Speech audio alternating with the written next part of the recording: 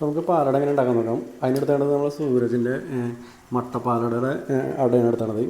ഇത് 200 ഗ്രാമിൻ്റെ അടയാണ്. ഇത് നമുക്ക് തിളച്ച വെള്ളത്തിലിട്ടിട്ട് നമുക്കൊരു 10 മിനിറ്റ് ജസ്റ്റ് ഒന്ന് വേവിച്ചെടുക്കാം. ഇതിവിടെ കിടന്ന് വേവട്ടെ. ഒരു 10 മിനിറ്റ് വേവിച്ചാൽ മതി കേട്ടോ. ശേഷം നമുക്കൊരു ഉരുളി വെച്ചെടുത്തിട്ട് അതിലേക്ക് നമുക്കൊരു 50 ഗ്രാം പഞ്ചസാര ഒന്ന് കാരമൽസ് ചെയ്യാം.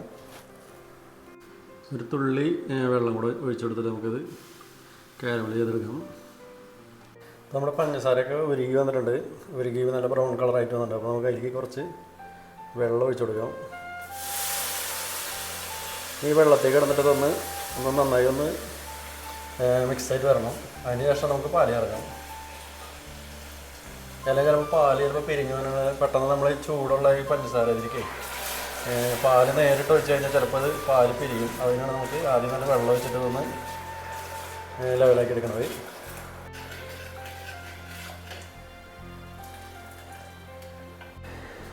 അപ്പോൾ ഒരിക്കൽ പഞ്ചസാരയും വെള്ളമെല്ലാം കൂടെ മിക്സായിട്ട് സെറ്റായിട്ട് വന്നിട്ടുണ്ട്. അപ്പോൾ നമുക്ക് അതിലേക്ക് 3 ലിറ്റർ പാൽ ഒഴിച്ചെടുക്കാം.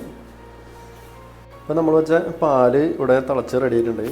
ഇപ്പോൾ ടോട്ടൽ ഇപ്പോൾ നമ്മൾ 3 ലിറ്റർ പാലും വെച്ചിട്ടുണ്ട്. അതുപോലെ തന്നെ നമ്മൾ പഞ്ചസാര ഒരുക്കിയപ്പോൾ നമ്മൾ കുറച്ച് വെള്ളമൊക്കെ ഒഴിച്ച് എല്ലാം ചേർത്തിട്ട് ഇപ്പോൾ ഒരു 3.5 ലിറ്റർ ഉണ്ടാവും. അപ്പോൾ ആ വെള്ളമൊക്കെ വറ്റി വരുമ്പോഴേക്കും നമുക്ക് അതിലേക്ക് നേരത്തെ വേവിച്ച അടയിട്ട് കൊടുക്കാം. മട്ടേര അടയാണത്. നന്നായി വന്നിട്ടുണ്ട്. അപ്പോൾ അത് നന്നായി ഒന്ന് ഇളക്കി യോജിപ്പിക്കാം. പിന്നെ ഏകദേശം നമുക്കൊരു 10-20 മിനിറ്റൊക്കെ ജസ്റ്റ് ഇങ്ങനെ ഇളക്കിക്കൊണ്ട് തന്നെ ഇരിക്കേണ്ടി വരും. അപ്പോഴാണ് നമ്മൾ ഇപ്പം പാലും അടയായിട്ടൊന്ന് സെറ്റായിട്ട് വരുള്ളൂ. അപ്പോൾ നമുക്കൊരു 10 മിനിറ്റൊക്കെ കഴിഞ്ഞിട്ട് പഞ്ചസാര ചേർത്താൽ മതി. നമ്മുടെ പായസമെല്ലാം നന്നായിട്ടൊന്ന് മിക്സായിട്ട് നല്ലോണം തിക്കായി വന്നിട്ടുണ്ട്. എല്ലാം കൂടെ സെറ്റായി വന്നിട്ടുണ്ട്. ഇനി നമുക്ക് എനിക്ക് പഞ്ചസാര ചേർക്കാം. ഇപ്പോൾ ഒരു 300 ഗ്രാം പഞ്ചസാര നമുക്ക് ചേർത്ത് കൊടുക്കാം. പാലടയുണ്ട് നമുക്ക് അത്യാവശ്യം മധുരം കൂടുതൽ വേണമല്ലോ. അതുകൊണ്ട് നമുക്ക് മധുരം കൂടുതൽ വേണ്ടവർക്ക് കൂടുതൽ ചേർക്കാം.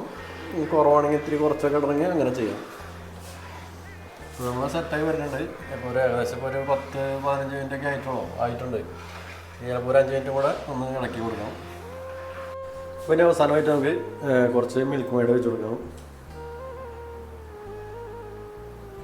അതോടൊപ്പം തന്നെ കുറച്ച് ഉപ്പില്ലാത്ത ബട്ടറും കൂടെ ഒരു ടീസ്പൂൺ ചേർത്ത് കൊടുക്കാം.